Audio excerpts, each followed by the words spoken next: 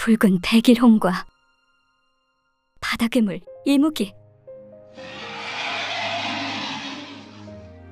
먼 옛날 한반도 동해에 있는 어촌 해열리의 어부들은 오늘도 어김없이 고기잡이를 하러 바다에 나와 있었습니다. 허나 이상하게도 수십 년 고기잡이를 한 해열리의 어부들의 표정은 두려움에 가득 차 보였죠. 시간이 지나 고기잡이가 어느 정도 마무리되어 해열리로 귀향하려는 어부들은 무언가를 보고 쏘스라치게 놀랍니다. 저 멀리 바다에서 용오름이 솟구쳤으며 용오름 속에 거대한 뱀 같은 것이 흐릿하게 보였기 때문입니다. 이내 어부들은 이무기가 나타났다 라고 외치며 급히 배를 돌리고 노를 저어 마을로 향했습니다. 이후 어촌마을 해연리는 이무기를 보았다는 어부들의 말을 전해 듣곤 구슬픈 울음소리로 가득 차게 되었죠. 사실 오래전부터 어촌마을 해연리의 근처 바다에서는 이무기라는 바다괴물이 살고 있었습니다. 이 괴물은 항상 고기잡이를 나간 어부들을 잡아먹고 태풍을 일으켜 매번 마을에 큰 피해를 주었죠. 이에 옛부터 항상 이무기는 해연리의 가장 큰 골칫거리였습니다. 그렇기에 과거에는 마을 청년들끼리 합심하여 이무기를 죽이려고도 해보았지만 매번 실패하였죠. 이처럼 해열리를 괴롭히는 바다괴물 이무기는 매우 교악하여 사람들이 자신을 해치려고 하면 바닷속으로 들어가 공격을 할 수 없게 하였습니다. 또한 이무기를 목도한 대부분의 청년들은 겁에 질려 도망가거나 이무기의 괴성에 몸이 얼어 아무것도 못하고 잡아먹혔죠. 하지만 사실 이무기는 자신의 배를 채우기 위해 어부들을 잡아먹고 태풍을 일으켜 수많은 사람들을 죽이는 것이 아니었습니다. 용으로 승천하지 못한 것을 절망하였고 이에 악행을 저지르며 그 화를 해열리의 사람들에게 풀고 있었던 것이었죠. 그렇기에 옛부터 해열리 마을 사람들은 이런 이무기의 화를 어떻게 달랠지 고민하였습니다. 그냥 해열리를 떠나 다른 곳에서 살자고 하는 이도 있었지만 수백 년간 대를 이으며 집촌을 꾸리고 살던 마을을 떠나는 것은 말처럼 쉽지 않았습니다. 또한 타지에서 건너온 사람들을 반겨줄 마을 또한 없었죠. 그렇게 해열리의 사람들은 고기잡이를 나갈 때마다 제사를 지내고 어부들이 무사히 돌아올 수 있도록 매일 기도를 하며 지냈다고 합니다. 하지만 최근 해열리의 신묘한 승려 한 명이 방문하였다고 합니다. 해연리를 방문한 승려는 각 마을을 거닐며 수행을 하고 있다고 하였고 그의 눈은 영묘하게 빛났다고 합니다. 해열리의 마을 사람들은 그 승려를 극진히 모시며 이무기의 화를 달랠 방법을 물어봤다고 하죠. 하지만 무엇 때문인지 계속 말하기 꺼려하였다고 합니다. 허나 해열리 마을 사람들의 계속된 정성과 진심에 결국 신묘한 승려는 입을 열었죠. 옛 전설에 의하면 이무기는 용으로 승천하기 위해 천년 동안 바닷속에서 수행을 합니다. 천년이 지나 사람들에게 모습을 드러내며 그런 자신을 본 사람들이 자기를 보고 용이라고 외치면 여의주를 얻어 승천을 하죠.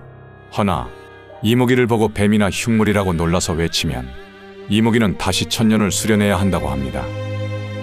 그렇기에 아마 과거 해열리의 조상들은 이무기를 보고 괴물이라 외쳤으며 이무기는 결국 승천하지 못해 이렇게 악행을 저지르며 화를 내는 것이지요. 허나 이것은 당신들의 잘못이 아닙니다. 이무기는 천년 동안 옳은 마음을 품고 수행을 하면서 본디 자신이 갖고 있던 흉악한 비늘을 벗고 영물로서 태어나야 하죠. 그렇지 못하고 이승의 재물을 탐하며 악한 마음을 남겨둔 이무기들은 되려 끔찍한 흉물의 모습으로 변화하게 되니 어찌 이것이 당신들 잘못이라 할 수 있겠습니까? 도대체 어떻게 이무기의 화를 누그러뜨릴 수 있습니까? 제발 좀 알려주십시오. 해마다 해열리의 처녀를 인신공양하여 제물로 바친다면 잠시나마 이무기의 화를 누그러뜨릴 수 있습니다. 이후 인신공양을 하면 이무기의 화를 잠재울 수 있다는 승려의 말에 해열리의 마을 사람들의 의견은 분분히 갈렸습니다. 승려가 마을을 떠나고 그로부터 몇 년간 해열리의 마을 사람들은 또다시 이무기에게 수많은 어부들을 잃고 태풍에 몸서리치고 있었습니다. 사실 그 누구도 인신공양을 떠밀어 젊은 처녀들의 목숨을 잃게 할 수 없었죠. 이때 해열리의 처녀들은 자진하여 이무기의 제물이 되겠다고 나섰다고 합니다. 그녀들의 기계는 천하의 장군들보다도 드높았으며 눈빛엔 일말의 두려움도 없었습니다. 그중 영순이라는 여성이 앞으로 나와 입을 열었습니다. 이 한 몸을 바치오리 용왕님은 이를 업비하게 제 아비와 어미를 보살피소서. 당당한 모습으로 인신공양을 자처하는 영순. 사실 그녀는 몇 년 전 이무기에게 고기잡이를 나섰던 부모를 잃었고 그 사무치는 고통의 한이 맺혀 괴로운 나날을 보내고 있었죠. 며칠 후 거센 폭풍이 내리치는 날 작은 배에 올라탄 영순. 그녀는 묵묵히 바다로 향했고 당당하게 이무기를 마주하며 바닷속으로 사라졌다고 합니다. 이후 놀랍게도 1년간 이무기는 그 모습도 비추지 않았습니다. 하지만 해열리의 마을 사람들은 슬픔에 젖어 살았고 젊은 사람의 목숨으로 자신들이 삶을 이어나가는 것을 부끄럽게 생각하였죠. 이후 승려가 말한 대로 해가 바뀌고 영순이 인신공양을 한 그날이 다가오자 태풍은 다시 시작되었고 잔잔했던 바다는 다시 사나워졌다고 합니다. 이때 해열리의 촌장 복춘이는 조심스럽게 마을 사람들에게 인신공양 이야기를 꺼냅니다. 아니 그럼 매 아이들을 저 괴물에게 바치면서 살란 말이오? 생때 같은 아이들을 인신공양을 하여 이렇게 삶을 이어가는 게 무슨 의미가 있단 말입니까? 이복의 복춘, 이번엔 또 누구를 죽일 셈인가? 내 딸은 절대 안 된다네. 이렇게 인신공양으로 마을에 고성이 오가던 와중 한 여인이 앞으로 나옵니다. 그녀는 놀랍게도 해열리 마을의 촌장 복춘의 딸 서연이었습니다. 과거에는 젊은 청년들이 목숨을 잃었고 일전에는 영순이가 자신의 삶을 바쳤습니다. 제 목숨을 보전하려 부끄럽게 남들에게 희생을 강요하며 살기 싫습니다. 짧은 인생이었지만 촌장인 아버지 덕분에 저는 편하게 살아왔습니다. 부디 저의 희생이 용왕님에게 다 마지막이길 바랍니다. 이때 촌장 복춘은 자신의 딸 서연의 따귀를 때리며 절대 안 된다며 오열하였습니다. 사실 서연이는 어릴 적 어머니를 일찍 여의었습니다. 이에 맘 아팠던 아버지 복춘은 항상 서연에게 지극정성을 다하였죠. 하지만 굳게 마음을 먹은 서연은 그저 아버지를 감싸 안아 줄 뿐이었습니다. 그렇게 서연의 품에서 아버지 복춘은 끝까지 오열하며 결국 졸도하였습니다. 이후 서연은 마을 사람들에게 인신공양 날까지 자신의 아버지를 잡아두어 달라고 부탁합니다. 며칠 후 인신공양을 하루 앞둔 서연은 파도가 몰아치는 절벽 앞에서 달빛을 바라보고 있습니다. 절벽 밑에 해안가에는 작은 돛담배 한 척이 밧줄에 묶여 쓸쓸하게 흔들리고 있었죠. 그때 서연에게 어떤 남성의 목소리가 들려옵니다. 천하의 대장군들보다 용감하며 기계롭도다. 낭자의 결심이 하늘보다 높고 의로워 바람과 함께 나에게 전해왔소이다. 갑자기 들려오는 남성의 목소리에 서연은 깜짝 놀라 뒤를 바라봅니다. 그 남자는 우직하며 태산 같은 덩치를 갖고 있었고 허름한 행색을 하고 있었지만 자신의 키만한 칼을 차고 있었습니다. 눈빛은 호랑이 같이 용맹하며 서연의 결심에 감복한 듯 우수에 차 있었죠. 서로의 얼굴을 마주한 남성은 이내 달빛에 비친 그녀를 보고 첫눈에 반하고 말았습니다. 잠시 당황한 남성은 자신의 이름은 기철이라고 말을 꺼내곤 이내 서연에게 무언가를 이야기하곤 떠납니다. 해열리는 촌장 복춘의 서러운 울음소리와 함께 다음날 아침이 밝았습니다. 돛담배에 올라타고 있는 서연의 담담한 뒷모습에는 단 하나의 두려움도 느껴지지 않았습니다. 마침내 촌장의 딸 서연이 올라탄 돛담배가 어두운 폭풍이 치는 바다로 향하게 되었죠. 마을의 촌장 복춘은 자신을 잡고 있던 사람들을 뿌리치곤 서럽게 울고 있었습니다. 한편 인신공양을 하기 위해 바다로 떠난 서연은 곧 이무기를 마주하죠. 매서운 파도와 폭풍이 배를 감싸고 바닷속에서 끔찍하게 생긴 이무기가 나타납니다. 이 이무기를 실제로 보니 머리는 3개나 달려있었고 크기는 어림잡아 3장이나 돼 보였죠. 끔찍한 혀를 낼름거리며 하얀 소복을 입은 서연에게 다가오는 이무기. 이무기는 본래 교악하여 자신의 목을 드러내며 사람에게 섣불리 다가가지 않습니다. 허나 인신공양을 알기라도 하듯 아무런 의심 없이 목을 들이밀어 끔찍한 얼굴을 서연에게 가까이 들이밀었습니다. 그때 천으로 분장을 한 기철이 자신의 키만한 거대한 칼을 휘둘러 이무기의 목을 잘라버립니다. 알고 보니 인신공양을 하기 전날 밤 서연에게 전한 것은 자신이 대신 분장하여 인신공양을 떠나 이무기를 죽이겠다는 것이었죠. 고통스러운 굉음을 내며 머리 하나가 잘려나간 이무기는 당황하여 급히 도망가려 합니다. 하지만 이를 놓칠 수 없던 기철은 이무기에게 달려들어 다른 머리도 베어버리려 했죠.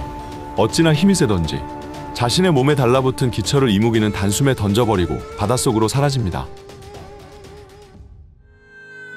이후 해열리로 돌아온 기철을 보고 마을 사람들은 깜짝 놀랍니다. 그리고 서연은 어젯밤 있었던 모든 일을 설명하죠. 이에 마을 촌장 복춘과 모든 사람들은 기철에게 감사를 보냅니다. 그때 서연은 기철을 향해 보응과 연모의 마음을 품고 혼인을 청합니다. 허나 기철은 아직 이무기를 완전히 죽이지 못하였다고 말하였죠. 이무기를 실제로 마주하니 그 머리가 3이나 되었습니다. 머리 하나를 베었으나 죽이지 못하였습니다. 그리고 자신에게 혼인을 청한 서연에게 다가가 말합니다. 고맙소, 당자. 허나 그 혼인은 내가 이무기를 완전히 죽인 후 받겠소. 만약 내가 흰 깃발을 단 배로 100일 안에 돌아온다면 살아 돌아오는 것이고 붉은 깃발을 달고 온다면 죽어서 오는 것이니 그땐 나를 잊어주시오. 그리고 내가 살아 돌아온다면 그땐 내가 낭자에게 혼인을 청하겠소. 부디 조심히만 다녀오세요. 그로부터 며칠 뒤 기철은 이무기를 죽이기 위해 만반의 준비를 하고 배에 올라탑니다. 그런 기철을 서연은 애처로운 눈빛으로 바라보고만 있었죠. 이후 기철이 바다로 이무기를 죽이러 간 지 몇 주가 지났습니다. 서연은 밤낮을 지새며 열심히 기도를 올렸다고 합니다. 그 뒤 서연은 100일이 되기를 기다리며 높은 절벽에 올라 항상 바다 수평선을 지켜보았죠. 한편 바다로 나선 기철은 호기롭게 이무기를 부르고 있었습니다. 이무기는 잔뜩 독이 오른 상태였으며 자신의 머리를 하나 베어버린 기철을 기억하고 이내 달려들었죠. 치열한 싸움이 계속되었고 기철의 무예 솜씨는 예사롭지 않았습니다. 태산처럼 큰 덩치로 바람같이 유려하게 칼을 휘두르며 이무기의 모든 공격을 피하며 베어버리고 있었죠. 거대한 칼에 베인 이무기는 붉은 피를 토하였고 그 피는 하얀 깃발과 배를 붉게 적셨습니다. 일전에 기철이 이무기의 머리 하나를 베어버린 탓인지 이무기는 매우 지쳐 보였습니다. 이내 이무기는 기철에게 도망치려고 하였죠. 그때 기철은 포효하며 자신의 거대한 칼을 부메랑처럼 휘두르더니 도망가는 이무기에게 던져버립니다. 바람을 가르며 날아가는 기철의 무식하고 거대한 칼은 절묘하게 이무기의 남은 두 머리를 한 번에 베어버렸죠. 일순간 머리 두 개가 잘린 이무기는 소름돋게도 잘린 머리가 꿈틀거리며 기철을 쳐다보고 있었습니다. 서서히 죽어가는 이무기를 뒤로하고 기철은 서둘러 서연이 기다리는 해열리로 떠납니다. 한편 100일이 되는 마지막 날 서연은 초조한 마음으로 절벽 위에서 수평선을 바라보고 있었습니다. 그때 먼 바다에서 수평선 위로 깃발이 보입니다. 결국 먼 길을 떠나셨군요. 하지만 걱정 마세요. 당신을 혼자 두지 않을 거예요. 수평선 위로 떠오는 깃발은 붉은색이었습니다. 서연은 절망하고 서럽게 울며 기철과 함께하기 위해 절벽 아래 차가운 바다로 몸을 던졌습니다. 허나 사실 기철은 이무기를 죽이고 살아 돌아오고 있었죠. 하지만 이무기의 피로 인해 깃발이 붉게 물들어 있었습니다. 기철은 그것을 미처 생각하지 못하였죠. 이후 해열리로 돌아온 기철은 마을 사람들에게 서연의 부고를 듣곤 서럽게 울었습니다. 기철은 절벽 아래 바다로 내려가 그녀의 시신을 건지고 그녀가 100일간 자신을 위해 기도하며 시간을 보낸 곳에 정성스레 묻어주었습니다. 이후 시간이 흘러 봄이 되었습니다. 여전히 그녀의 무덤 곁에서 움막을 짚고 생활을 하던 기철은 깜짝 놀랍니다. 서연이 잠든 무덤에서 아주 작고 예쁜 붉은 꽃 한 송이가 피어났던 것이죠.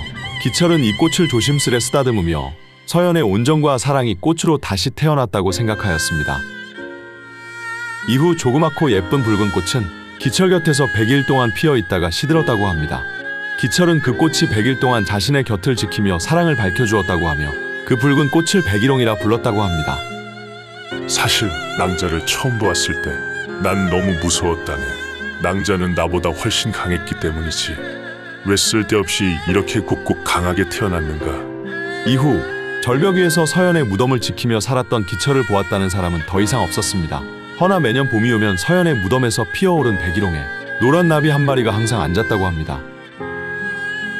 붉은 백일홍은 인연과 그리움을 뜻하며 주황색은 끝없는 헌신, 흰색은 선한 마음, 노란색 백일홍은 사랑하는 사람을 잊지 않는 다짐을 뜻합니다. 오늘의 괴물 도감 바다괴물 이무기였습니다.